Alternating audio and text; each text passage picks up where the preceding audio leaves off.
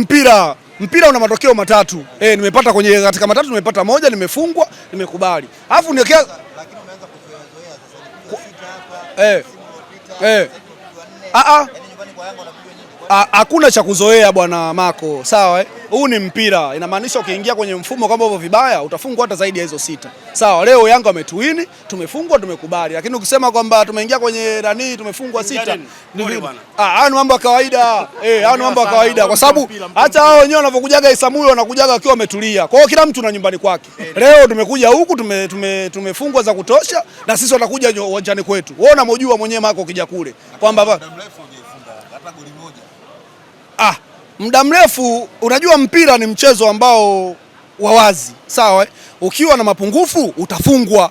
Sawa Utafungwa. Sasa mimi kama timu yangu ninavyoamini, alafu msisahau kwamba mimi sina mchezaji wa nje. Sawa mimi najivunia timu yangu. Sawa huyo Yanga mwenyewe kunifunga hizo 4 ni papatu tu. Sawa Umeona mimi timu yangu nimesajili sasa hivi karibu, unaona muunganiko bado sawa zimepungua kama unavyosema, lakini muunganiko wangu mimi bado hujatulia. Utakapotulia nitakutafuta mwenyewe. Mkakati wangu ulikuwa ni kushinda, ila anachokuambia kwamba mpira una matokeo matatu. Sasa nimeingia kwenye mfumo nimefungwa, lakini na mimi nakwambia kwamba kila mtu ana nyumbani kwake. Leo wamenifunga nyumbani kwao, watakuja nyumbani kwangu. Nimeingia kwenye mfumo nimefungwa, nimekubali. Sio kwamba nilikuwa nawakimbia kama Mako anavyosema. Mimi siwezi kumkimbia. Mimi najivunia timu yangu, kila siku nawaambia.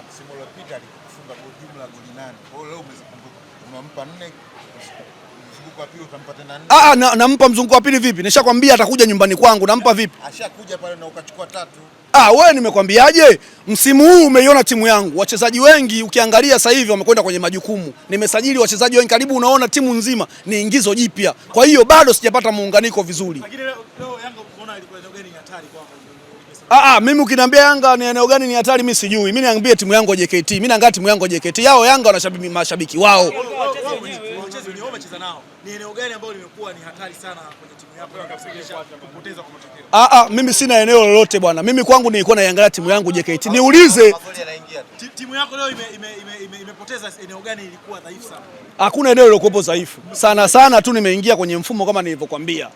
Mambo ya kuingia kwenye mfumo kwenye timu mchezo wa mpira ni kawaida.